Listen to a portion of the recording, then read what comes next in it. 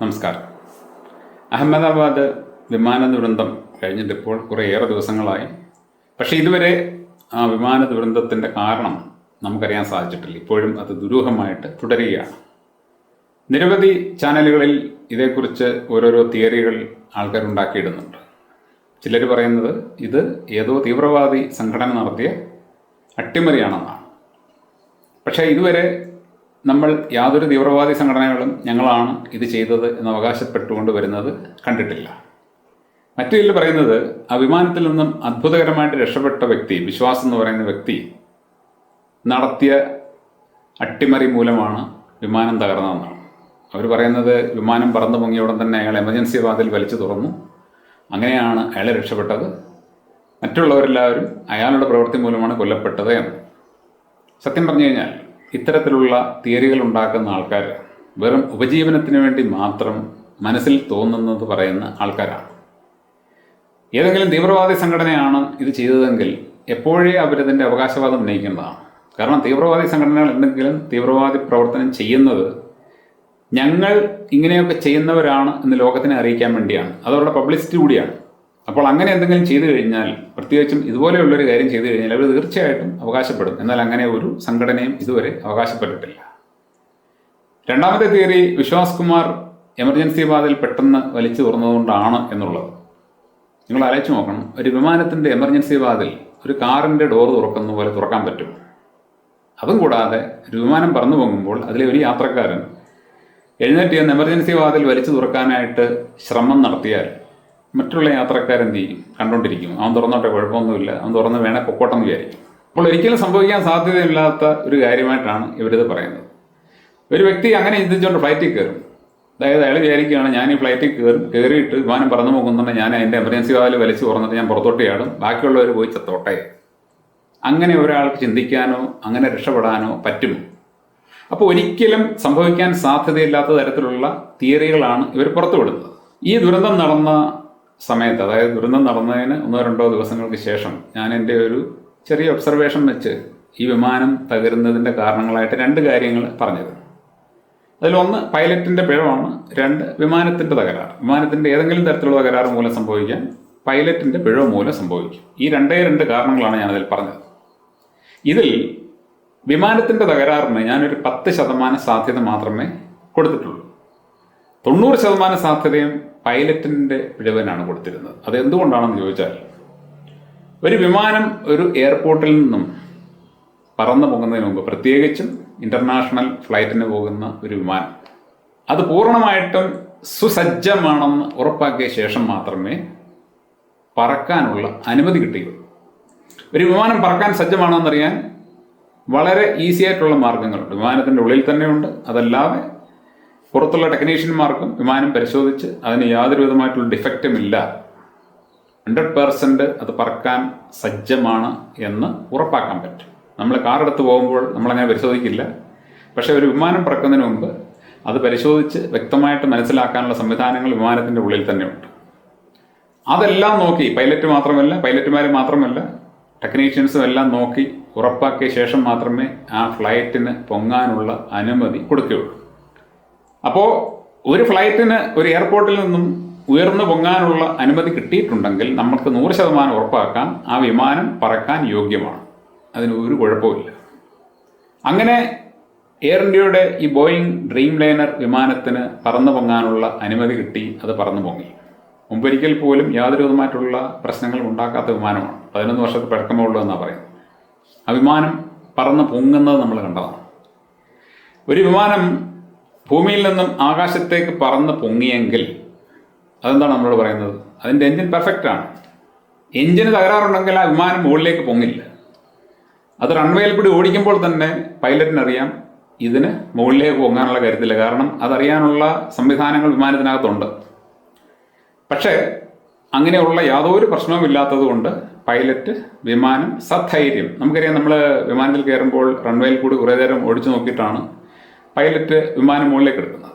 അങ്ങനെ ആ വിമാനം പൂർണ്ണമായിട്ടും പറക്കാൻ സജ്ജമാണ് എന്ന് 100% ഉറപ്പുള്ളത് കൊണ്ട് പൈലറ്റുമാർ വിമാനം അവിടെ നിന്ന് ഉയർത്തുകയാണ്. അങ്ങനെ മുകളിലേക്ക് പറന്ന് പൊങ്ങുന്ന വിമാനം നമ്മൾ ആ വീഡിയോയിൽ കണ്ടതാണ്. മുകളിലേക്ക് വിമാനം പറന്നു പൊങ്ങും. അതിനർത്ഥം എന്താണ്? വിമാനത്തിന് പറക്കാൻ യാതൊരു പ്രശ്നവുമില്ല. പക്ഷെ അങ്ങനെ പറന്നു പൊങ്ങിയ വിമാനം പെട്ടെന്നാണ് മുകളിലേക്ക് പോകുന്നതിന് പകരം താഴേക്ക് പോകുന്നതായിട്ട് കണ്ടത്. പറന്നു പൊങ്ങിയ വിമാനത്തിന് പെട്ടെന്ന് എഞ്ചിൻ തകരാറുണ്ടാവില്ല. അങ്ങനെ ഒരിക്കലും സംഭവിക്കില്ല. അങ്ങനെ തകരാറുണ്ടെങ്കിൽ വിമാനം പറന്നു പൊങ്ങില്ല. അപ്പം അത് പറന്നു പൊങ്ങിയിട്ട് അത് താഴേക്ക് പോയി എങ്കിൽ അവിടെ സംഭവിക്കാൻ സാധ്യതയുള്ളത് പൈലറ്റിൻ്റെ പിഴവാണ്. ഇവിടെ പൈലറ്റിൻ്റെ പിഴവ് എന്ന് പറയുന്നതിൽ നമ്മൾക്ക് കുറേ കാരണങ്ങൾ കൊണ്ടുവരാൻ പറ്റുമെങ്കിലും ഞാൻ ഏറ്റവും ഊന്നൽ കൊടുത്തിരുന്ന കാരണം പ്രധാന പൈലറ്റ്, അതായത് മെയിൻ ക്യാപ്റ്റൻ, അദ്ദേഹത്തിന് ഹാർട്ട് അറ്റാക്ക് വന്നു എന്നതാണ്. ഒരു വിമാനം പറന്നുകൊണ്ടിരിക്കുമ്പോൾ ക്യാപ്റ്റന് ഹാർട്ട് അറ്റാക്ക് വന്നു കഴിഞ്ഞാൽ അത് നിയന്ത്രിക്കാൻ കോ പൈലറ്റിന് സാധിക്കും. അതിനുള്ള ട്രെയിനിങ് അവർക്ക് കൊടുക്കുന്നുണ്ട്. വിമാനം പറന്നുകൊണ്ടിരിക്കുമ്പോൾ പ്രധാന പൈലറ്റിന് എന്തെങ്കിലും പ്രശ്നം പറ്റിക്കഴിഞ്ഞാൽ കോ പൈലറ്റിന് നിയന്ത്രണം ഏറ്റെടുത്ത് പറപ്പിക്കാൻ സാധിക്കും. അദ്ദേഹം എയർ ട്രാഫിക് കൺട്രോളിൽ മെസ്സേജ് അയക്കുകയും ഇങ്ങനെ ഒരു സംഭവം ഉണ്ടായിട്ടുണ്ടെന്ന് പറയുകയും പിന്നെ അവർ പറയുന്ന ഗൈഡ് ലൈൻ അനുസരിച്ച് മുമ്പോട്ട് പോവുകയും ചെയ്യും. പക്ഷേ ഈ വിമാനം പറന്ന് പൊങ്ങുന്ന അതേ സമയത്ത് തന്നെ ക്യാപ്റ്റന് ഹാർട്ട് അറ്റാക്ക് ഉണ്ടായാൽ നിങ്ങൾ ആലോചിച്ച് നോക്കണം. നിങ്ങൾ ആ സംഭവം ഒന്ന് മനസ്സിൽ കണ്ടു നോക്കണം. ഒരു വിമാനം ഏറ്റവും നിർണായകമായ സമയത്തൂടെ കടന്നു പോകുന്നത് അത് പറന്ന് പൊങ്ങുന്ന സമയത്തും ലാൻഡ് ചെയ്യുന്ന സമയത്തുമാണ്. പറന്നു പൊങ്ങി അതിൻ്റെ ട്രാക്കിലെത്തി നേരെ പോയിക്കൊണ്ടിരിക്കുന്ന സമയത്ത് വിമാനം വളരെ സേഫാണ്. നേരെ മറിച്ച് ലാൻഡിങ്ങും ടേക്ക് ഓഫും വളരെയധികം സൂക്ഷിച്ച് കൈകാര്യം ചെയ്യേണ്ട കാര്യമാണ്. ആ സമയത്താണ് പൈലറ്റുമാരുടെ 100% അറ്റൻഷൻ വേണ്ടത്. നമുക്കറിയാം മംഗലാപുരം ഫ്ലൈറ്റ് അപകടം നടന്നത് പൈലറ്റിൻ്റെ പിഴവുണ്ടായത്. പൈലറ്റിൻ്റെ കണക്കൂട്ടിൽ തെറ്റിപ്പോയതുകൊണ്ടാണ് മംഗലാപുരത്ത് ദുബായിൽ നിന്ന് എയർ ഇന്ത്യ വിമാനം പണ്ട് തകർന്നത്. അല്ലാതെ വിമാനത്തിൻ്റെ തകരാറുകൊണ്ടല്ല. ഇവിടെയും അതുപോലെ ഈ ഫ്ലൈറ്റ് പറന്ന് പൊങ്ങുന്ന സമയത്ത് ആ പൊങ്ങുന്ന സമയത്ത് തന്നെ മെയിൻ ക്യാപ്റ്റൻ കുഴഞ്ഞു വീഴുകയാണ്. അങ്ങനെ അദ്ദേഹം കുഴഞ്ഞു വീഴുന്ന സമയത്ത് തൊട്ടടുത്തിരിക്കുന്ന കോ പൈലറ്റ് അദ്ദേഹത്തിന് ആ സമയത്ത് വിമാനം നിയന്ത്രിക്കാൻ പറ്റും. പക്ഷേ ആ സമയത്ത് അദ്ദേഹം എങ്ങനെ ഈ സംഭവത്തോട് പ്രതികരിക്കുന്നു എന്നതാണ് നിർണായകം. അദ്ദേഹം മാനസികമായിട്ട് വൈകാരികതയുള്ള ഒരാളാണെങ്കിൽ അദ്ദേഹം ഈ വിമാനം പറന്നു പോകുന്ന സമയത്ത് ദൈവമേ സുരക്ഷിതമായിട്ട് എത്തണമെന്ന് കണ്ണടച്ചിരിക്കുകയോ അല്ലെങ്കിൽ ആ രീതിയിലൊരു മാനസികാവസ്ഥയിലിരിക്കുന്ന സമയത്ത് പെട്ടെന്ന് ഈ പൈലറ്റ് കുഴഞ്ഞു വീഴുകയും അദ്ദേഹത്തിന് വിമാനം നിയന്ത്രിക്കാൻ പറ്റാതെ വരികയും ചെയ്ത സാഹചര്യത്തിൽ ഇദ്ദേഹത്തിൻ്റെ മനസ്സിലുണ്ടായ ചിന്തകൾ എന്ത് ചെയ്യണം? അദ്ദേഹം പെട്ടെന്ന് മേഡേക്കാൾ ഇടുന്നു. നമ്മൾ കേട്ടതാണ് കോ പൈലറ്റാണ് മേഡേക്കാൾ ഇട്ടതെന്ന് നമ്മൾ ചില വാർത്തകളിൽ വായിച്ചതാണ്. എന്നിട്ട് ഇദ്ദേഹത്തെ രക്ഷിക്കണോ ഫ്ലൈറ്റ് നിയന്ത്രിക്കണോ എന്നുള്ള ഒരു തീരുമാനത്തിലേക്ക് എത്താൻ അദ്ദേഹം വൈകുകയോ അല്ലെങ്കിൽ പെട്ടെന്ന് വിമാനം നിയന്ത്രിക്കാൻ ശ്രമിച്ചപ്പോൾ എന്തെങ്കിലും മിസ്റ്റേക്ക് പറ്റുകയോ, അതായത് ഒരു പരിഭ്രാന്തിയുടെ നിമിഷത്തിലൂടെ ഈ പൈലറ്റ് കടന്നു പോവുകയും ആ സമയത്ത് അദ്ദേഹം ചെയ്ത ഒരു പ്രവൃത്തി ചിലപ്പോൾ അബദ്ധമായി പോവുകയോ ചെയ്തതുകൊണ്ട് ഇങ്ങനെ സംഭവിക്കാം. കാരണം നമ്മൾ അത് കണ്ടിട്ടില്ല, നമുക്കത് മനസ്സിൽ കാണാൻ മാത്രമേ പറ്റുകയുള്ളൂ. അതിനുള്ളിൽ നടന്നത് എന്താണെന്നുള്ളത് നമുക്ക് കൃത്യമായിട്ട് അറിഞ്ഞുകൂടാ. പക്ഷേ ഈ ഒരു സാധ്യത, അതായത് ഈ മെയിൻ പൈലറ്റിന് ഹാർട്ട് അറ്റാക്ക് വരാനുള്ള സാധ്യത ഇതേവരെ ഒരു നിഗമനത്തിൽ ഞാൻ കണ്ടിട്ടില്ല. നമ്മൾ ഈ അടുത്ത സമയത്ത് ഒരുപാട് ആൾക്കാർ പലയിടത്തും പെട്ടെന്ന് കുഴഞ്ഞു വീണെന്നിരിക്കുന്നത് വാർത്തകളിൽ കേൾക്കുന്നുണ്ട്, പ്രത്യേകിച്ച് ചെറുപ്പക്കാർ. അപ്പോൾ അതിൻ്റെ കാരണങ്ങൾ എന്താണ്? അതിലേക്കൊന്നും നമ്മൾ പോകുന്നില്ല. എന്തായാലും ശരി, ഇദ്ദേഹത്തിന് ഇങ്ങനെയുള്ളൊരു സാഹചര്യം ഉണ്ടായെങ്കിൽ ആ സാഹചര്യത്തെ കൈകാര്യം ചെയ്യുന്നതിൽ കോ പൈലറ്റിന് ഒരു പിഴവ് പറ്റിയിട്ടുണ്ടെങ്കിൽ പെട്ടെന്നൊരു തീരുമാനമെടുക്കാൻ അദ്ദേഹത്തിന് സാധിക്കാതെ പോയാലും ഇങ്ങനെ ഒരു ദുരന്തം സംഭവിക്കാം. എന്നാൽ ഈ വിമാനം പറന്നു പൊങ്ങി അത് അതിൻ്റെ ട്രാക്കിലെത്തിയ ശേഷമാണ് ഈ പൈലറ്റിന് ഈ പ്രശ്നം ഉണ്ടാകുന്നതെങ്കിൽ ഇങ്ങനെ ഒരു ദുരന്തം ഉണ്ടാകില്ല. കാരണം അപ്പോൾ വിമാനം നിയന്ത്രണ വിധേയമാണ്, പറന്ന് പൊങ്ങിക്കൊണ്ടിരിക്കുകയല്ല. വിമാനം പറന്നു പൊങ്ങി അത് നിശ്ചയിച്ചിരിക്കുന്ന ആൾട്ടിറ്റ്യൂഡിൽ എത്തിയ ശേഷം അത് സ്ട്രെയിറ്റ് ആയിട്ട് പറക്കുന്ന സമയത്ത് ഈ ക്യാപ്റ്റന് ഒരു ഹാർട്ട് അറ്റാക്ക് വന്ന് കുഴഞ്ഞു വീണാൽ പോലും ഈ പൈലറ്റിന് നിസ്സാരമായിട്ട് വിമാനം നിയന്ത്രിക്കാനും ഇദ്ദേഹത്തെ രക്ഷപ്പെടുത്താനോ അല്ലെങ്കിൽ എന്താണോ തുടർന്നുള്ള നടപടികൾ അതെല്ലാം ചെയ്യാനും സാധിക്കും. പക്ഷെ പറന്ന് പൊങ്ങുന്ന ആ സമയത്ത് തന്നെ, വിമാനം പറന്നു പൊങ്ങിയ അതേ സമയത്ത് തന്നെ ക്യാപ്റ്റൻ കുഴഞ്ഞു വീണാൽ എന്താകും സംഭവിക്കുക? എൻ്റെ അനുമാനത്തിൽ സംഭവിച്ചത് ഇതാകാനാണ് സാധ്യത. ഇത് പൈലറ്റിൻ്റെ പിഴവെന്ന് നമുക്ക് പറയാൻ പറ്റില്ല. ഇത് വിധിയുടെ വിളയാട്ടമാണ്. വിധിയുടെ വിളയാട്ടമെന്ന് നമുക്ക് പറയാൻ പറ്റില്ല. ഇന്ന് നിരവധി ആൾക്കാർ പെട്ടെന്ന് കുഴഞ്ഞു വീഴുന്നതിന് മതിയായ ഒരു കാരണമുണ്ട്, നിങ്ങളിൽ പലർക്കും അറിയാം. അപ്പം ആ ദിശയിലേക്ക് ഇതിൻ്റെ അന്വേഷണം പോകുമോ?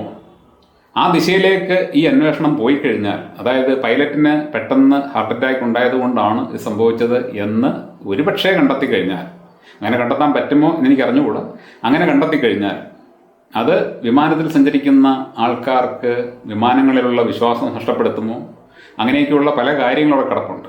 പക്ഷെ എന്തു തന്നെയായാലും ശരി, റിയാലിറ്റി പുറത്തു വരണം. ഫ്ലൈറ്റ് പറപ്പിക്കുന്ന, ഫ്ലൈറ്റ് നിയന്ത്രിക്കുന്ന പൈലറ്റുമാരുടെ ആരോഗ്യസ്ഥിതി ശരിയായ രീതിയിലാണ് എന്ന് ഉറപ്പാക്കണം. അവർ മദ്യത്തിൻ്റെയോ മയക്കുമരുന്നിൻ്റെയോ സ്വാധീനത്തിലല്ല എന്നുള്ളത് ഉറപ്പാക്കണം. ഇങ്ങനെയൊക്കെയുള്ള കാര്യങ്ങളിലേക്കാണ് പോകേണ്ടത്. നടന്നത് എന്തായാലും ശരി, അത് അതേപടി ജനങ്ങളെ അറിയിക്കാൻ സർക്കാർ ബാധ്യസ്ഥരാണ്. കാരണം ഈ സേവനങ്ങളെല്ലാം നമ്മൾ ഉപയോഗിക്കുന്നവരാണ്. അപ്പോൾ എന്തു തന്നെയായാലും ശരി, എൻ്റെ ഒരു അനുമാനമാണ് ഞാൻ പറഞ്ഞത്. ഇതിങ്ങനെയാണ് സംഭവിച്ചതെന്നല്ല, നമുക്ക് അനുമാനിക്കാൻ മാത്രമേ പറ്റൂ. കാരണം ഇതിന് വേണ്ടപ്പെട്ട ഒരു കൃത്യമായിട്ടുള്ള വിവരം പുറത്തു വിടണമെങ്കിൽ മാത്രമേ നമുക്കത് അറിയാൻ പറ്റുകയുള്ളൂ. പക്ഷേ ഇവിടെ പലരും പറയുന്നത് പോലെ ആ വിമാനത്തിൽ നിന്ന് ഭാഗ്യവശാൽ രക്ഷപ്പെട്ട വ്യക്തിയോ അയാൾ എന്തുകൊണ്ട് മരിച്ചില്ല എന്നാണ് പലരുടെ ആഗ്രഹം. എന്തുകൊണ്ട് അവൻ മരിച്ചില്ല? മറ്റുള്ളവരെല്ലാം മരിച്ചു, അവർക്കൊരു വിഷമവുമില്ല. പക്ഷെ ഇവൻ മരിച്ചില്ല.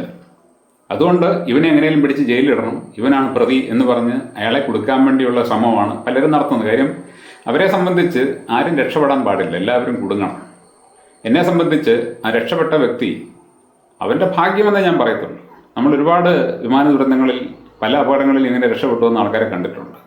അപ്പോൾ യഥാർത്ഥ കാരണം എന്താണെന്നുള്ളത് ഗവൺമെൻറ് അന്വേഷിച്ച് പുറത്തു കൊണ്ടുവരട്ടെ. പക്ഷേ എൻ്റെ ശക്തമായ നിഗമനം, ശക്തമായ അനുമാനം, ഇത് പ്രധാന ക്യാപ്റ്റനുണ്ടായ ഹാർട്ട് അറ്റാക്കും ആ ഘട്ടത്തെ കൈകാര്യം ചെയ്യാൻ കോ പൈലറ്റിന് സാധിക്കാതെ പോയതുമാണെന്നാണ്. എന്തു തന്നെയായാലും ശരി, എപ്പോഴെങ്കിലും നമ്മുടെ മുമ്പിലേക്ക് സത്യം മറന്നേക്കി പുറത്തു വരും. Thank you.